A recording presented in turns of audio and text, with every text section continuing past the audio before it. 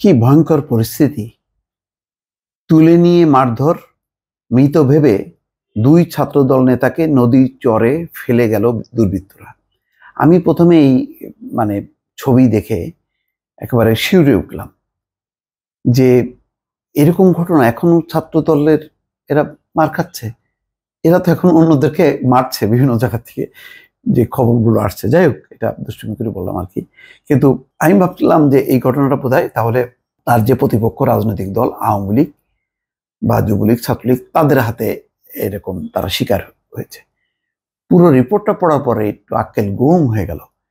দেখা গেল যে ওই নিজেদের মধ্যেই দুই পক্ষের যে দ্বন্দ্ব রেষারেষির জেরে এই পরিস্থিতি। তো এইরকম যদি পরিস্থিতি হয়, এখনো ক্ষমতায় আসে নাই, এরকম ভয়ঙ্কর ভাবে যদি মারা হয়, এবং এরা তো আসলে যে আশঙ্কাজনক অবস্থার যে চিত্র দেখা যাচ্ছে এবং যে খবরটা দেখলাম, এদের বাঁচার কথা না। কেননা তাদেরকে তুলে নিয়ে মারধর করা হয়েছে মৃত ভেবে, মানে মারা গেছে এটা মনে করে তাদেরকে নদীর চরে ফেলে যায় দুর্বৃত্তরা। তো ঘটনাক্রমে তারা আশঙ্কাজনক অবস্থায় মানে এখন চট্টগ্রাম মেডিকেলে আছে, এখন জীবন এবং মৃত্যুর সন্ধিক্ষণে আছে।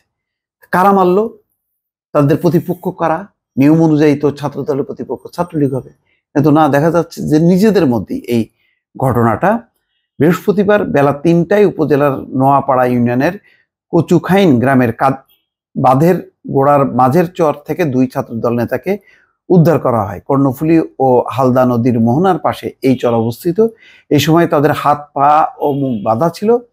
এর আগে বেলা ১টায় নোয়াপাড়া ইউনিয়ন পরিষদ কার্যালয় থেকে দুজনকে ১০-১২ জনের সশস্ত্র একটি দল অস্ত্রের মুখে তুলে নিয়ে যায়। চিন্তা করেন অবস্থা, মানে ফ্রি স্টাইল। দিনের বেলায় তাদেরকে উঠায় নিয়ে চলে গেল। তুলে নিয়ে যাওয়া দুজনের মধ্যে জয়নাল আবেদিন উপজেলা ছাত্রদলের সাবেক সদস্য সচিব ও সাজ্জাদ হোসেন ইউনিয়ন ছাত্রদলের সভাপতি।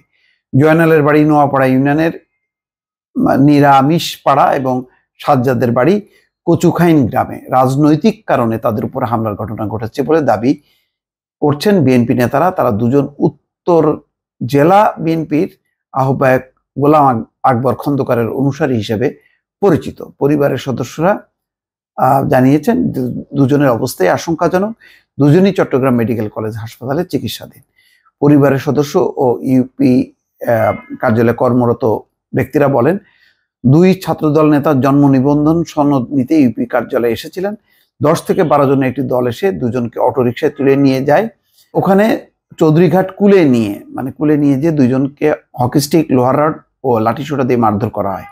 মারা গেছে ভেবে এই জায়গা থেকে প্রায় ৪ কিলোমিটার দূরে কচুখাইন গ্রামের কর্ণফুলী ও হালদা নদীর মোহনায় থাকা মাঝের চরে হাত পা ও মুখ বেঁধে ফেলে দিয়ে যায় দুর্বৃত্তরা।